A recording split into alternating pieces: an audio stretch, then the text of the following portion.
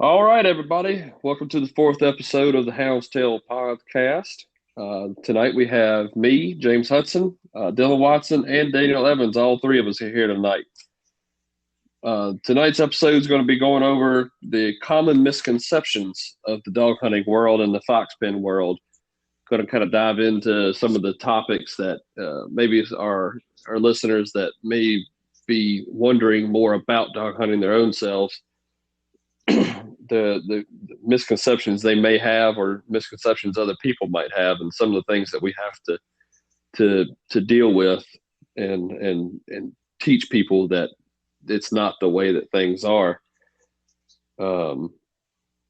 We just got back from pools this weekend actually, and Dylan come home with the 17th place finish in the Derby class, so congrats to him. Thank you. Nothing special, but a little hardware to add to the shelf. That's right. Got your name called at least, right? That's right. Old Wishbone's turning it up a little bit. Hopefully he'll get better with age. That's right. We'll get him right. So we're going to do it a little bit different today. We've been doing the hunts and results first, and then moving into our topic for the week. So we're going to switch it up and do our topic first this week and see how that goes. And like I had mentioned a minute or two ago, we're going to go over the common misconceptions of the dog hunting world. And I know personally, collectively, I think one of the biggest ones is people think that we will starve these dogs to make them run harder. I've heard people outside of the wire or outside of the dog hunting community talking about, oh, you starve your dog and that's why they're skinny whenever they come up to my house. And, you just completely neglect their eating. And if you want to make them run harder, you starve them and keep them from eating. And that's far from the truth. I wish those people would come and help me feed my dogs in the evenings. But I mean, we go through and make sure that they are as healthy as they can be. We've mentioned it before, talking about these dogs are athletes, and you're not going to starve an athlete and expect him to go at his peak performance. That's right. I know me. I feed mine plenty good enough every day. I've got, oh man, what am I up to now? I'm right at 12 hounds, and I'm going through easily $100 almost a week between the deer hounds and the fox hounds a week and dog food. I don't know what y'all are going through, but Dylan, you don't have quite as many as I do, the dog wise. Yeah, I go through, I'd probably say a 50-pound bag a week, maybe a 50-pound, almost 100 pounds, depending on how it is. If the weather changes, they slack up a little bit, or like if it gets cold, they'll eat a little bit more than normal. Right. I try to keep mine on a set diet. I don't like to feed them a whole lot. That'll get them all fat and happy, and that'll just make a lazy dog. And then, but I want to feed them enough to where it puts good muscle on them and a good body weight. I don't like seeing bony hips and ribs and like I said, I like that athletic in them, shall I say, muscle, tone. So I have mine on a set diet as far as how much I feed them each day. And the food's not cheap either. It's not like we're going to the grocery store and buying the cheapest thing on the rack and throwing it to them. We're paying pretty good amounts for this dog food. Yeah, I know Daniel, he just bought his first bag of the puppy food, the Sportsman Pride, I believe is what it is, puppy food. And that ain't no cheap feat. It kind of hurt you a little bit, didn't it, Daniel? Yeah, I definitely wasn't expecting it going from house pets to this kind of food. So it's definitely different, and it's not cheap like everybody might think it is. No, and that kind of food at an early age is critical for making them strong and healthy, and kind of a lead into of what is to come for them in the future. Absolutely. Got that high protein in it to get them growing. Yeah, I mean, make them strong early. Yeah, like I think me and James were talking about yesterday. My one puppy just looks like he blew up overnight. yeah, He's just huge. He did. I saw him at the lot today, and he grew like a weed. Just like, I swear, with like you said, within a night or two, it just shot up a couple inches. a whole growth spurt he done hit. Yeah, he gonna be a tall bird, that's for sure. Oh yeah. Now I just need the other one to hit a growth spurt. That's right. Shouldn't be far behind him.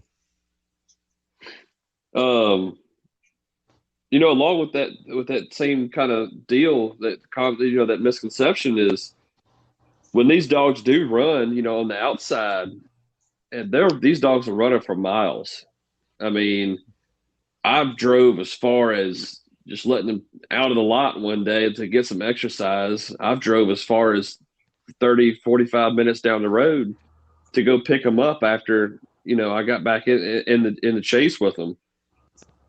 Yeah. And that's a long stretch for a dog. You mean you're still talking 10 miles the way the crow flies. So these dogs, running that kind of distance is not easy on their bodies at all. And they will lose weight. So if a dog does show up at somebody's house, then it will show that look of being a little skinny, but they just burned that weight that they had on them. Any kind of weight that there was on them, they just burned it. Yeah. And I mean, and that, you got to think about it. I mean, it's just like a human that goes and works out at the gym for a few hours, cardio. When you come out of there, you're hungry. You don't burn off all the calories and stuff your body needs. A dog that runs, I don't know. I mean, there's some dogs out there that just have no quit in them, and they'll run for 24 hours straight and will not let you put your hands on them until they're done. And I mean, a day of running like that will bring a dog's body weight down. But say if it shows up to your house, I mean, there's a name and a tracking collar on that dog. Please call us. If you can get your hands on it, the hunter will be Johnny on the spot. I'm telling you, he'll be grateful for you to call, because he wants to get that dog up and back home and put some food in him to get him back healthy again. I mean, just as bad as y'all want us to have food in them. I mean, I say y'all, but I mean, like you're saying, the people that catch them, they were going to want that dog to be healthy. That's right. We want that just as bad. So we have a dog that's been kind of got out of our track or got out of our earshot or whatever the case may be. We want that dog back in our lots as bad as possible. Yeah. And I mean, the Garmin tracking collars, I mean, they are technology. So it's just like a computer. A computer will crash. So, I mean, and then parts will come off of those collars. So, I mean, if a dog shows up and it has a tracking collar and we're not getting a read on it, if you can get your hands on it, hey, give us a call. Because, I mean, please, we want our dogs back. That's right. Tracking system for, to keep a read on our dogs so we can pick them up and make sure they're home every evening and healthy. Keep them on tip-top shape, Yeah, I would much rather have the dog than the tracking collar. That's right. Yeah. That's right. Give me my dog. Yeah, we can buy another collar. It ain't nothing to buy a collar. Well, I say it ain't nothing. They're not the cheapest in the world, but I'd rather place the collar than a good dog. That's right. Period.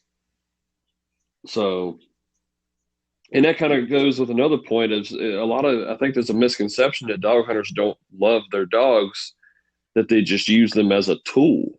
And I can tell you right now, that is the furthest thing from the truth. Yeah.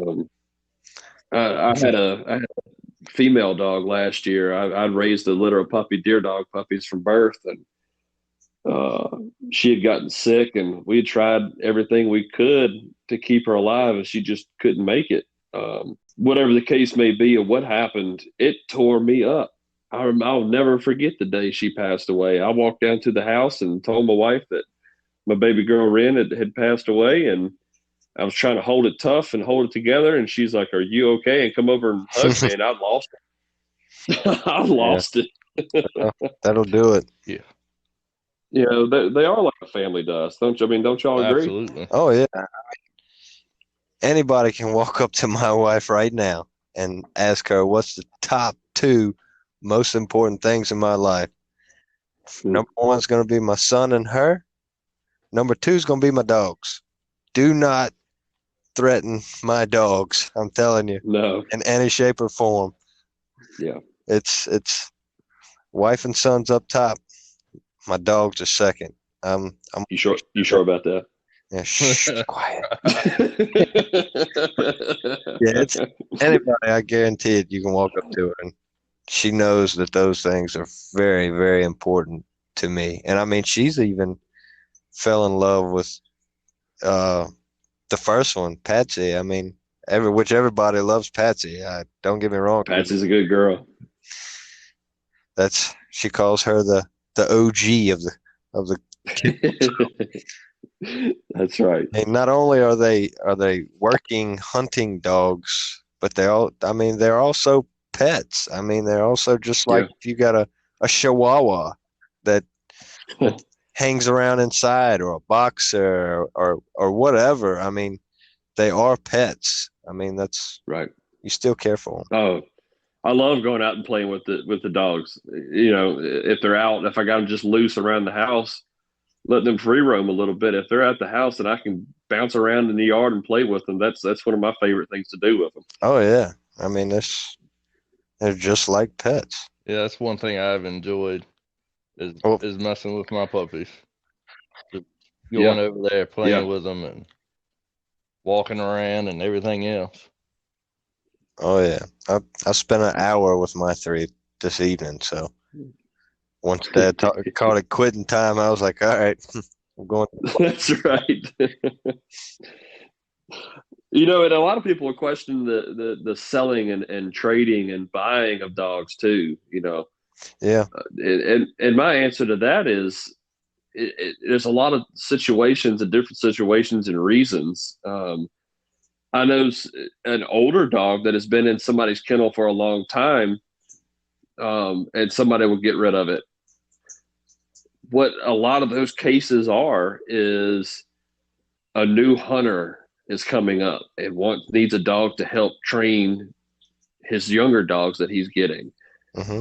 That older dog is going to be very beneficial to that young kid trying to learn and see how a dog is supposed to run more than it is to the original owner. And that's right.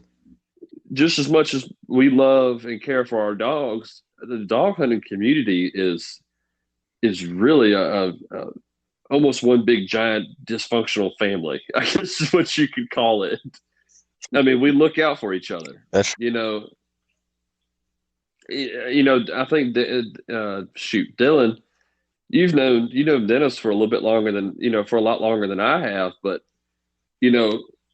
ever since I've met Dennis, he has done nothing but been helpful to us. Oh yeah, and been helpful to me, and really helped and kind of helped coach me along. And our buddy Mark Ballard, when I first started getting into the dog hunting or competition hunting side of things, he just was out there ready and is eager to help and show us how things are done and that kind of stuff, So I mean, I've gotten quite a few hounds from Dennis. I mean, I was in high school, and I mean there's a bunch of guys out there that love to get new people into it, because the more people that are into it, the more you have to, what's the word I'm looking for? To keep it going is what I'm trying to say. Is the more people that are in it, the more people you got to fight for it, and the more enjoyment you get. I mean, it's just like taking your son or a daughter out still hunting for the first time. I mean, they get that adrenaline and everything, and then it's the same thing with the dogs. I mean, they interact with the dogs and they get attached, and it's the same thing. Well, I know Daniel just come into that situation too with his puppies. You know, he got the one, and then what was I can never remember the guy's name. Who did you get him from? Danny Gordon. Yeah, yeah. I mean, you asked him for about another one weeks later, and he was just ready and willing. Yep. Yeah. And I mean, if you think about it, me and James done the same thing with Daniel. I remember last year. Was it last year or beginning of this year of hunting season? I was trying to get Daniel. I was like, "Come on, man!" He's like, "I'm telling you, you'll get hooked." Mm-hmm. At the end of the year, he took a few rides and he was hooked on the first day. So yeah, y'all got me. It'd been even not. He got bit. It'd been a whole lot cooler if he could have shot his gun. Yeah, I hear you. I hear you. You're welcome. You're welcome on your last one, bud. Now, you're welcome. Yeah, right. He did get to shoot it. Now, he didn't. I'm not going to say what happened after as far as get it, but he did get to shoot. At least with me, he did. I shot every day. No, I didn't shoot every day, but I shot most of them. Yeah. Yeah, we were getting you in front of them, that's for sure. Yeah. And talk about the hunting stuff. I think another misconception is that people think that we don't like still hunters or have this big vendetta out against still hunters. And that's the furthest from the truth. I know I've had a couple times where my dogs will cross onto somebody's land that just got out of our boundaries, and unfortunately, that's one of the things that do happen. And the still hunter was hunting, and instead of griping and complaining and attacking our dogs, he killed the deer. Yeah. And to me, that's just as satisfying that somebody was still able to kill the deer in front of my dog. That is, when you're out deer hunting, that is the goal. Yeah. Is to run your dogs and have it push a deer to somebody to kill it. Yeah, that's right. And that's and I think if they're a still hunter listening to this, you may think that we don't want you to, and that's the furthest from the truth. If you're still hunting and they run a deer in front of you, please, if you can shoot a moving deer with a rifle, knock it down. Yeah, I mean, knock it down. We'll even come in and help you drag it out. We do not mind whatsoever. I mean, technically, our dogs are out of bounds, so if you end that chase for us, we can get our hounds back into our hunt. That's true. Yep, that's very true. I mean, this is coming from me still hunting, and I still love still hunting, but this is definitely a different level, and it's more exciting. I'll never give my still hunting up, but I love this too. Oh yeah, and we always. I think everybody has the friendly trash talk back and forth, like you hug your trees, we'll run our hounds, that kind of stuff, But there's no love lost, or I guess that's the right phrase to use.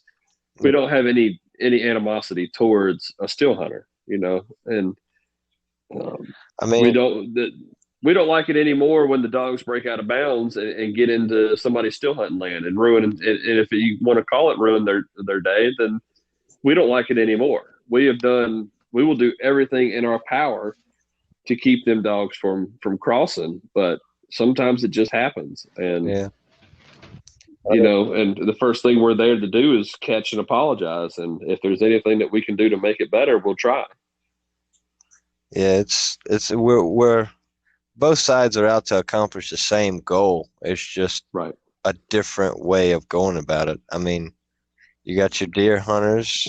They like the still hunters. They like still hunting, and I mean, it might give them the same rush it gives us when we run our dogs, and it comes over the CB. Hey, big boy's coming across. I mean, he's coming to you. I mean, same adrenaline's probably happened with the the still hunter as he sees one walking through a field. I mean, it's the same. We're out for the same goals. It's just different ways of doing it. That's true. That's 100% true. You know, and I think the last one I have wrote down in my notes is that, you know, people may think that the fox pens and coyote pens are cruel. I can promise you that's furthest from the truth. If anything, it's probably a blessing for the game. By game, I mean foxes or coyotes to be in that pen. They are fed daily. That's pretty much a fancy hotel for this game. That's pretty much what it is. I haven't seen. And go ahead, Daniel. I'm sorry. I haven't seen a fox or a coyote yet in a pen that is not pretty much fat and happy. They look a lot worse out in the wild than they do in these pens. Oh yeah.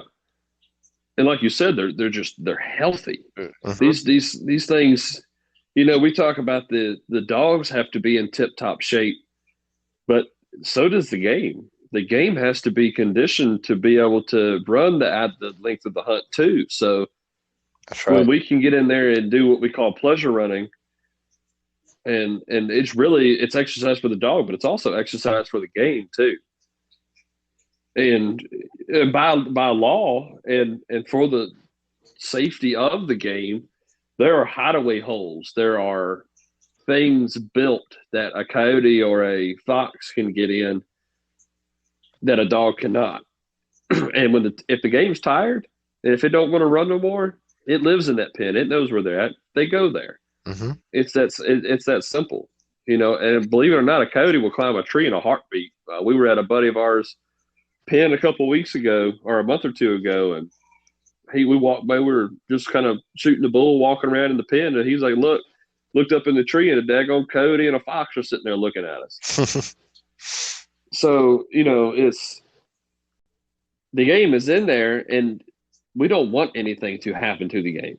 That is the last thing that we want to happen is something to happen to it.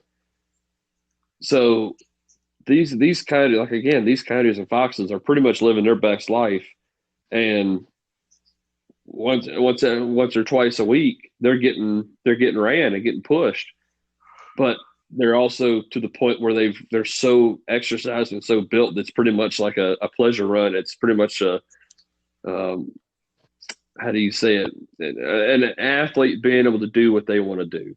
It's kind of the way I look at it. Yep. I mean, they're fit. They get fed and everything just like a hound would, and the conditioning of the game. I mean, you might as well say they're an athlete also. I mean, that's and that's 100% correct. I mean, that's 100%. If you go watch these chases, it's not that often you can see a dog anywhere close to them. Oh no! You know, they're usually way in front of them, and if the dogs get close, they grab another gear and keep on going. I think one of my favorite pens to go to is Foxtail down there. Oh, they got that big open field, and you can watch, and the coyote will come out, and it will pace itself. It knows how to pace itself across the field, and if the dogs do start getting close, he'll turn his head to the front and haul tail and pull on them poor dogs and make them look silly. Yep. It's actually rather entertaining. it's fun to watch. But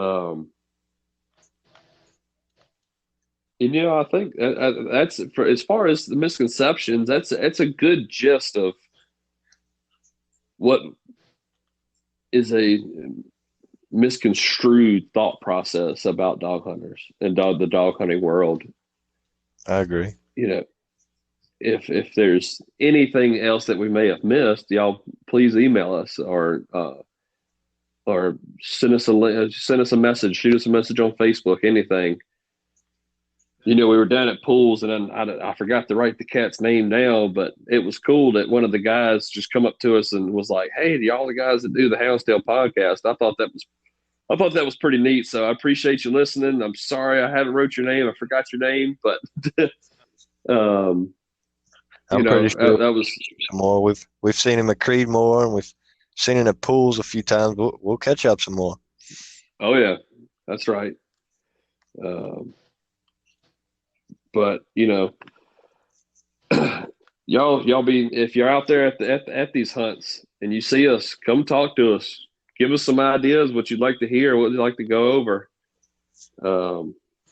anything like that. But we do appreciate that, and thank y'all for listening. And we'll keep on rolling into the show a little bit here. Before I continue and go into the hunts and results and stuff like that, I will say we're going to change one thing up, and we're going to do the breeding for the first place dog for the hunts, and that's it. And then we'll do the name of the dog for the top 5 and the owner or kennel name for the rest of them. Something to kind of slow it or speed it up a little bit, and maybe not be a little so time consuming and brain numbing. But even before I get started in that, Bill and Lisa Howell that runs the Flower Hill Fox Pen down there, and they also are a big part of the North Carolina Wildlife Pen Association. I was talking to them, and they wanted me to give everybody a big shout out to all the pen owners that have joined the NCWPA, and thanks to all the kennel owners that have also contributed out there. They'd appreciate that. The NCWPA is a organization that is there to help keep the pens alive in North Carolina.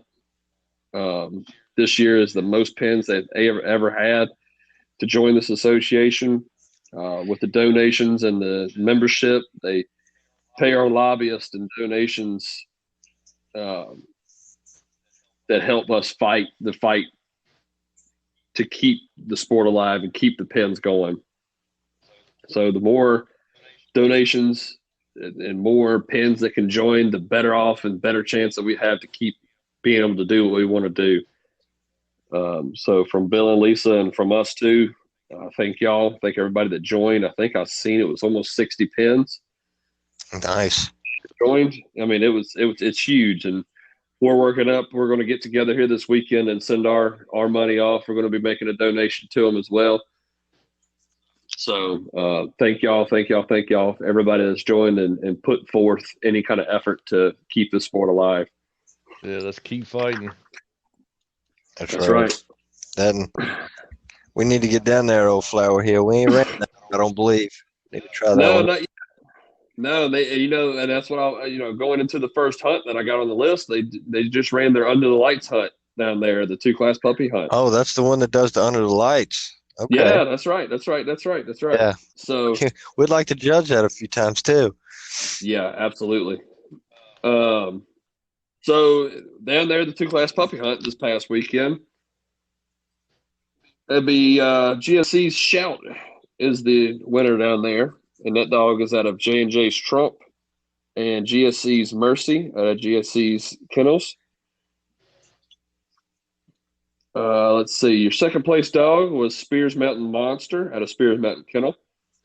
Your third place dog was your Rideouts, and I think I got this right. The picture was a touch blurry. It's Rideouts Camaro, I think. And Brandon Rideout was the owner of that dog. BCK's Hannah from Beach Creek Kennels was fourth. Fifth place was Hammer Time Cash out of Hammer Time Kennels. The older class took 715 points to win. Champ was your dog's name that won that hunt. That dog is out of, and I'm sorry if I ruined this name, but it's Dubies Push and Dubies Zip out of Turnip Seed Speed Kennel. Hookstep Sandy was your second place dog out of Team Hookstep. Bonnie was third out of White Top Kennels. I missed the name on the fourth place hound down there. I could not make it out, and I am sorry. But it was a Hammer Time Kennel dog for fourth. Fifth place was Huckstep Shooter out of Team Huckstep as well. TNS had their FBHC Derby and All Age hunt. Took 590 points to win the Derby. The first place dog in the Derby class was your Kings Creek Skinnerd and that dog is out of High Cotton Leonard and Kings Creek Payday out of King Creek Kennels. Ride was your second place dog out of Gone Wild Kennels. AB's Farmer and was third, and AB's Buster was fourth, and both of those dogs belong to April Brooks. And Shorty's Gray Girl out of Southern Cry Kennels rounds out your top 5 for the Derby. All Age took 760 points to win. Long Neck's Willie was your winner down there for the All Age. No breed was given, and that dog was out of Long Neck Kennel, I'm sorry. Blackwater Superfly out of Blackwater Kennels was second. Rock out of, and the owner of that dog was Brandon Rayford. BM Sweet Pea, and the owner of that dog was Brandon Morris. That dog was fourth. Fifth place was Tank, and the owner of that dog was Ethan Smith. Round O, Fox Pen had a 2-class Derby hunt. The even side took 480 points to win. And I am sorry if I screw this name up, but you were putting a hurting on down there, so I'm going to say it a bunch of times, I believe, and I hope I say it right. East Edetso. Miss Kitty is the dog's name. That dog is out of a dog named Leroy, and East Edetso's Roxy. East Edetso's Kennels. East Edetso's Karen was second, same kennel. OBLS Bam Bam was your third place dog. The owner of that dog was Bailey Koontz. Fourth is Fulton's Whalen. The dog's out of Checker Flags Kennels. I like the name of that kennel. Leggett's Arson out of Orange Shirt Mafia was your fifth place dog on the even side. The odd side took 695 points to win, and East Edetso Levi was the winner down there out of Southern Hayes and Southern's Jasper. East Edetso Kennel. All Times Maybell out of Tough Luck Kennels was your second place dog. Edesto Streak out of East Edetso Kennels. OBL's Cruise was your fourth place dog, and owner of that dog was Bailey Koontz. Rowdy was your fifth place dog, and that dog is out of Stretch 'em Out Kennels. Let's see. Moving on to the Tar River Classic. They had the big 3-day down there. Looked like it was a good show. A lot of points put up. A lot of good running from what I'm hearing. Sugar Hills Coda was your winner down there for the Derby class. The dog is out of B&B Steady. And Borden's Bonnie out of Sugar Hill Kennels. Your combination was your second place hound down there, and that dog is B&B's Lola. The dog is out of B&B's Loot and champion B&B's Little Pearl out of B&B Kennels. B&B's Dina was your third place dog out of B&B Kennels. Fourth place was Ray's Tootie out of Bold Run Kennels. And fifth place in Derby was B&B's Topper out of B&B's Kennels. The all-age winner was Hunter's JJ. That dog's out of Spears Mountain Sergeant and Spears Mountain Smooth. Hunter Shoemaker was your winner down there for the all-age class. And I couldn't quite make out the name of the second place hound. I believe it was Country Oaks A's or ACs. So I'm sorry, guys, if I misplaced that one. But that dog was second out of Country Oaks Kennel. Burnside's Wild Thing out of Burnside's Kennels was third. RS&T's Pretty Boy was fourth, and that dog was a B&B's dog. I couldn't quite pull out the name for the fifth place dog, but that dog was also a champion out of B&B's lot. So I do apologize for not being able to make some of these names out, and I will try to do a little bit better about getting these names down as we move on. Pools down there where we were at this weekend, the Oak Hill Hunting Club had their hunt. It took 280 points to win the Derby. And the litter mate to my dog, Hale's Magic. That dog's out of B&B's Loot and champion Little Mules Harley out of Hale Yeah Kennels. It was your winner down there for the Derby. Noel's Winston out of Showtime Kennels was second.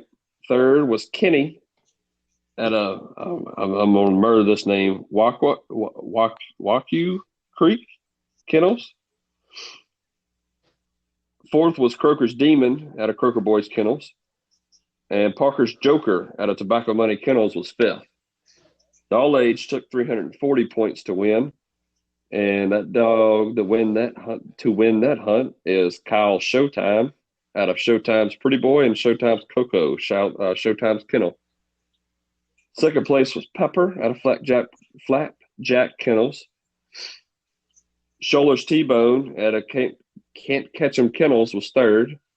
Hale's Black Ace out of Hale Yeah Kennels. And Voodoo was your fifth place dog, and the owner of that dog was Jordan Webb. That's all the results I really seen for the past weekend. I don't know that if I missed them, I do apologize. And again, please send us a message. And I'd like to start working with these pins. I'll get the results sent to us so we can let y'all know as many as possible, as many as you want. We'll move into the hunts coming up section. The championship money hunt series is going on around the Carolinas. The first one that I seen, and I may have been missing one. I'm sure I did, and somebody let me know if I did. But the Bay City Fox Preserve is going to be having a hunt in the championship money hunt series on April the 10th. Then the following weekend, it moves to the Round O Fox Run on April the 17th. The Sandy Ridge Fox Preserve is having a 2-class puppy hunt March 27th. Twin County Fox Pen, January 2020, and younger dogs will be having a hunt on March 13th. The WS at A&T Fox Pen is having a 2-class pup hunt on April the 10th. Taylor Jan's Fox Preserve is having a 2-class puppy hunt on March the 14th. Triple T Fox Preserve is having a puppy hunt on March the 20th. Round O Fox Run is having an open speed and drive on March the 20th, and then having a puppy and derby hunt on April the 3rd. Full Moon Fox Pen will be having their March and Younger hunt on March the 21st. Tomahawk Fox Pen is having the PD Fox Hunter Association Derby and All Age hunt on March the 27th. And Triple B is having the Kinston First OFWB benefit hunt on April the 17th. Tar River side, the Crowfoot Hunting Club is having their hunt on March the 20th. And I did see them posting that if you're not going to be using your numbers, to please turn them in. I believe they have a good little waiting list going. And we were down there last year for it, and they put on a really good show, a lot of good judging, good food getting cooked. So if you're not going to use them, turn them in. But if you are, it's a great time. It's a great hunt to be at. Excuse me. And the Southern Classic 3-day is going to be April the 1st through the 4th down there at Tar River also.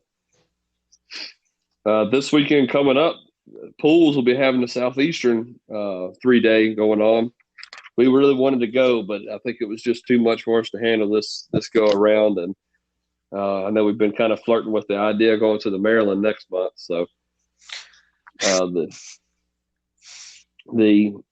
3-day going on this weekend ought to be a good running, a good time, and good luck to everybody going down there. Also coming up at Pools is the Angola Lodge hunt on March the 20th. That's a 1-day speed and drive. And then our next up on our list of hunts to go to on the 27th, the Courthouse Hunt Club is having their 1-day speed and drive down there at Pools. So, and I think I might have missed this one too. The Piedmont 3-day at Triple B Fox Preserve is April the 8th through the 10th. So I believe that's all the hunts that I got coming up. If I've missed one, y'all please feel free to let me know. And the more I know, the better we can bring this kind of stuff to you. All right, I believe that's everything we got for the day, guys. So I want to give a big shout out to our friends down at Chestnut Mountain Feed to start off with. They've always been good to us, like we've always told y'all. So if y'all are in the Central Virginia area, be sure to check them out on Facebook and online. Go pay them a visit, and they will get you straight on all your feed needs.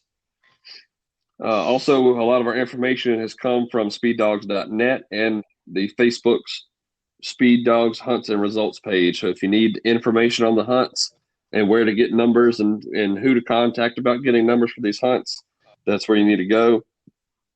Also gotten our information from poolsfoxpreserve.com and tarriverpreserve.weebly.com. You can also go on their websites and get the names and numbers to call for any hunts that you'd like to attend.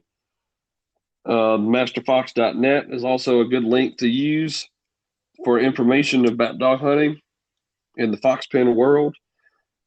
Also, the Virginia Hunting Dog Alliance, VAHDA.org. If you're a dog hunter in Virginia or even around Virginia, please, please, please go on there and just become a member. It does not cost anything. It's a great, great, great organization that helps us in Virginia do the same thing that the NCWPA does down there. So if you go on there, put your name in the list, and let them know that you want this sport to be kept alive.